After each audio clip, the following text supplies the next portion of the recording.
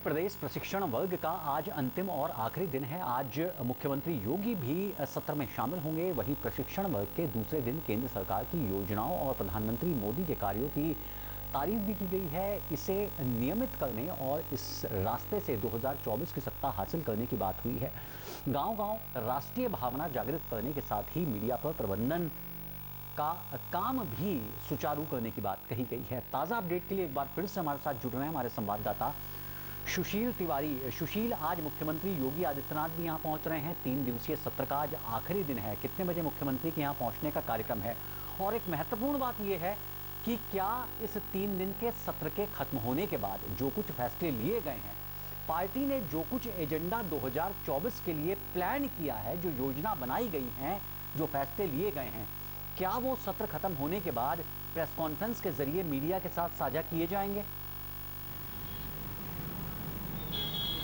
बिल्कुल लगता है साझा किए जाएंगे, क्योंकि जिस तरह यहाँ पर 3 दिन का सत्र, आज अंतिम दिन का सत्र है। जिस तरह जो पहले सत्र में जिस यहाँ पर जो अंतिम दिन का सत्र है उसमें 3 सत्र होने हैं, क्योंकि डेली 5 सत्र हो रहे थे, आज 3 सत्र होने हैं। पहला सत्र है जो सुनील बंसल जी का। सुनील बंसल जी, हमारी कार्य पद्धति, बीजेपी क्या कार्य पद्धति रही है, क्या बीजेपी किस तरह काम कर रही है, किस तरह जन भावनाओं को, राष्ट्रवाद को जोड़ रही है, तो ये सब तमाम बातें उठनी है। उसके बाद केशव प्रसाद मौर्य कहा कि जो आजकल की जो राजनीतिक स्थिति है और हमारी चुनौतियाँ, क्या क्या चुनौतियाँ हैं, कैसे कैसे जो हमको सामना करना है, क्योंकि तमाम ऐसे सवाल उठते हैं भी, कहीं महंगाई का मुद्दा है उसको कैसे सामना करना है और तमाम और मुद्दे उनसे किस तरह निपटना है। तो ऐसे में कहीं ना कहीं ये पूरा सत्र केशव प्रसाद मौर्य देंगे। उसके बाद जो प्रदेश के मुख्यमंत्री योगी आदित्यनाथ 3:30 बजे से अपना सत्र शुरू करेंगे, 4:30 बजे तक चलेगा।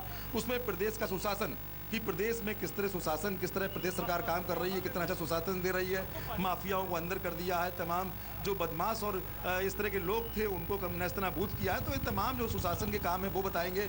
और कहीं ना कहीं जो कार्यकर्ता है और जो तमाम जो पदाधिकारी हैं उनके एक मैसेज देने का संदेश है कि जो बीजेपी है, बीजेपी ट्रेनिंग कैंप जिस तरह यहाँ पर शुरू हुआ है, तो उसको लेके ये जो पूरा जो ट्रेनिंग कैंप है इसको लेके तमाम जो बातें हैं ये सब तमाम उठनी है। और यहाँ पर तमाम इस तरह की बातें हैं जो आज सामने आनी है। और इसको लेके तमाम जो प्रशिक्षण शिविर में तमाम लोग ऐसे लोग आए हैं जो शामिल हो रहे हैं। मेरे साथ में शैलेश जी हैं, शैलेश पांडे जी। इनसे जानेंगे, आप प्रशिक्षण 3 दिन से आप यहाँ शामिल हो रहे हैं प्रशिक्षण शिविर में, क्या कहना है, किस तरह की बातें उठ रही हैं, कार्यकर्ताओं को किस तरह का संदेश दिया जा रहा है? जी, ये प्रशिक्षण एक हम लोगों के भारतीय जनता पार्टी का ये अंग है और समय समय पर हमारे मंडल स्तर से लेकर और प्रदेश स्तर तक प्रशिक्षण का कार्यक्रम चलता है। इसी को लेकर ये प्रदेश प्रशिक्षण का कार्यक्रम यहाँ पर चित्रकूट में 3 दिन से 29 से लागू है। आज उसका समापन भी होगा शाम को। आदरणीय मुख्यमंत्री जी उसका समापन करेंगे।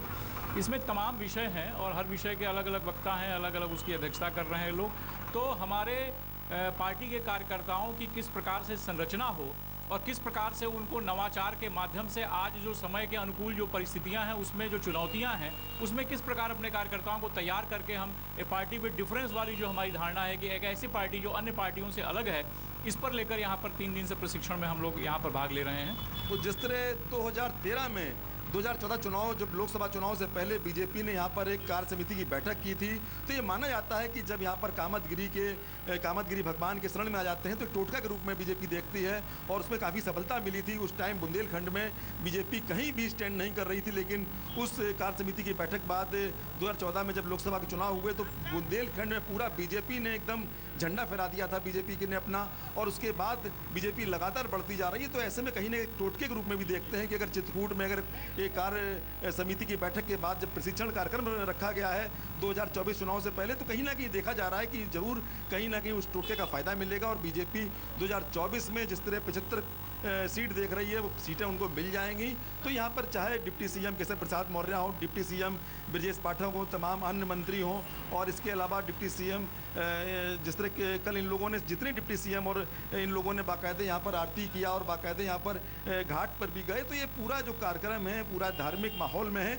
और इसके अलावा जो कार्यकर्ताओं को संदेश देने का काम है, आज प्रदेश के मुख्यमंत्री योगी आदित्यनाथ एक बड़ा संदेश देने वाले हैं, प्रदेश में सुशासन को बताने वाले हैं। कहीं ना कहीं वो संदेश ही देंगे कि अगर 2024 सरकार बनाएंगे तो प्रदेश निश्चित तौर पर एक बड़ी मान्यता इस क्षेत्र से बीजेपी की जुड़ी हुई है। आप बिल्कुल ठीक कह रहे हैं। बहरहाल आप पूरी खबर पर निगाह बनाए रखिए सुशील। तमाम अपडेट्स के लिए आपके पास वापस लौटेंगे। फिलहाल आपका बहुत बहुत शुक्रिया। यहाँ वक्त हो चला एक छोटे से ब्रेक का। ब्रेक के उस पार भी खबरों का सिलसिला जारी रहेगा।